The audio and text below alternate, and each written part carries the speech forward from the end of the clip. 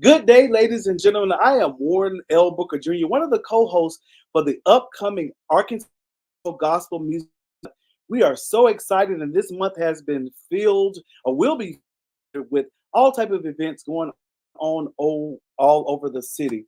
Our first event will be actually taking place the Saturday before first. There is an Arkansas Gospel Music Heritage Month Family Union and Fellowship Dinner at 3 o'clock p.m. People, it is free. The first 100, rather, are free. So make sure that you RSVP to that particular event. And we look forward to seeing you there. All of the Arkansas Gospel artists, the musicians, the ministers of music, so you can come and collaborate and just be blessed by that grand occasion. Also, our grand finale, which takes place on September the 22nd, 2024 at 6 o'clock p.m. at the church at Gain Streets, people. You have to be there. We're honoring many legends. And throughout this week, or throughout this month, rather, you will be hearing from our living legends as they share their journey and the things they've gone through or how they have been blessed by the music ministry. And we're going to tell you that now. And also, we will share the information for any questions that you may have about this upcoming grand event. Now, I have the privilege to have with me today our state coordinator, which is none other than Elder Bishop Dr. Dedrick Jones, who is here. And I welcome him to the stage right now. And the crowd goes wild. How are you doing, Dr. Jones? Dr. Jones, your mic is muted. Oh my God. Hey, it's a great day. Of course, this is today, Dr. Warren L. Booker Jr. that the Lord has made. We will rejoice and be glad in this day.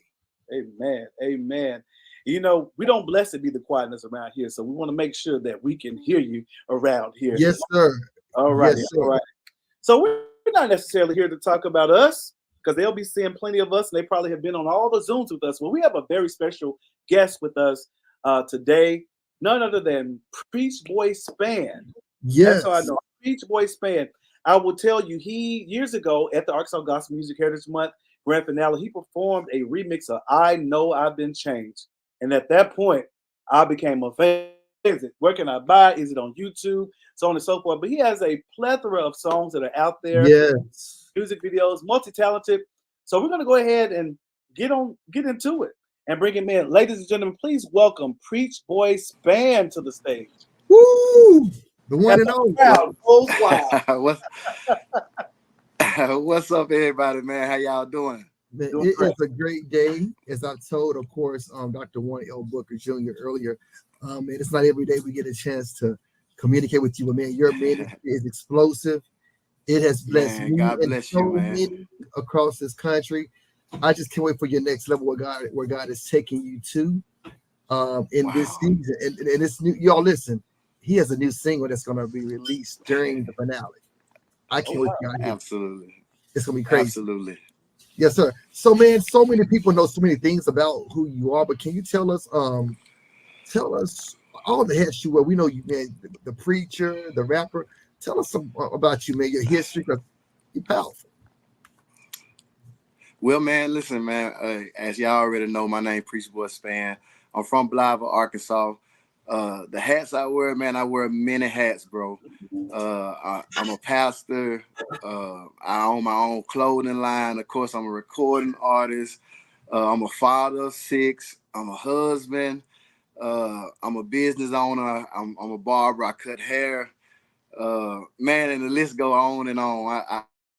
I do a lot. I do things in the community, and that's who I am, man. I'm just a big ball of love. Man, this with Warren Booker, all this. I mean, come on, teach us. So we probably should have said, "What don't you do?" Right. Teach us, man. Right. Man, listen, we have seen your ministry impact young men, ladies. Wow. I mean, even last year, I mean, during not last, but during COVID, just the testimony of your mother's transition. So much, man, Right. and the story behind everything that took place is mind blowing. And we got to share that. But man, tell us, Absolutely. man, about what inspired you to do what you do. Well, man, just life, bro. Everything that I write about, I write about what I go through. You know, I guess it's my way of venting. And then I always been a rapper. You know, But when I was younger, of course, I rap for the world. You know, I talked about selling dope. If we don't want to be real, I talked about, you know, shooting people. I talked about all those things. You know what I'm saying? And one thing that my pastor always told me when I was younger, he said, man, I don't know what it is about you, son. He said, but you're a leader. He said, but you're a leader. So in a way, life got hard. A lot of people don't know, but I'm not ashamed of it. I did some time in the penitentiary. I did 8 years. I supposed to went to college to play football. I was starting quarterback. I was supposed to play baseball. I was starting pitchers. I was starting shooting guard. But instead of going to college, I ended up going to the penitentiary. You know, consequences of a decision that I made. I wanted to run the streets. I wanted to do all that. And I did 8 years of my life behind some things that I did. Once I got out, my cousin, she was like, you know, because I had changed. I wasn't for that anymore. My cousin, she was like, won't you gospel rap? Because I still wanted to rap. And I got to be honest. I told her, I said, man, I never gospel rap because to me, gospel rap is just whack. That's how I felt. You know, I was saying the artist was whack, but I just didn't listen to gospel rap. I was used to it. Then one day, you know, after I got the pastoring, and I still had the feel of music. I still wanted to rap, but I knew I couldn't rap how I used to rap. So I said, what I want to do, I want to change the lyrics, put it on some of the beats that I'm used to that's gonna make people bob their head, and I'm gonna try to motivate young people that way. And man, it's been working. It's been working. So for those who aspire to be a gospel artist, gospel rap is traditionally not a music that's really accepted amongst a lot of folks in gospel music. For Absolutely those not. who are struggling with their gifts, you know, of ministry, I know people talk about, well, well, gospel rap isn't the same, but it's ministry. It's a language that somebody understands. Absolutely. And I've been in gospel rap concerts, and I've seen the power of God move in the concerts. I've seen the power of God move through your ministry in rap and break down walls. What would you tell a singer, that rapper who feel like, you know, my ministry is not important because it's not maybe what we see every Sunday on stage at church, that feel like, you know, I'm not the singer like this person, I'm not that person. How would you encourage them to go forth in their gifts, even though it may not be popular where they are? Man, I'll start by saying this, you know, the traditional church has been a hurdle for a lot of us. And I want to make this clear. I'm not against the traditional church because the traditional church does what it does and it still reach people, you know, but I understand that we have to get the same message out using a different method if we want to reach younger people, if we want to reach different people. So for me, when you hear me rapping, I'm testifying. You know, I'm saying what God has brought me through, and you know, I'm giving God the praise. And so I would tell that artist that he got to remember, or she have to remember, that one thing that helped me, I had to stop writing what I think people wanted to hear, and I had to put out what I wanted, what I heard. Come on, sir. And then once I stopped writing what I thought people wanted to hear, because that never took off. But once I started putting out what I heard, you know, my testimony, what I'm hearing God pouring to me, then that began to reach people on a different level. So just be genuine to God, genuine to yourself. That's what I would say to encourage you. Yes, sir. In all thy ways, acknowledge him. You know, and Absolutely. And he will direct our path. It's amazing because the industry absolutely will teach you to sing a certain way, preach a certain way, walk a certain way, talk right. a certain way. Are you writing hits or beats based on what you think that your next hit might be, rather than Right. obeying the voice of the Lord? I appreciate you for saying that, because Absolutely. when our sound is driven by God, it makes a difference.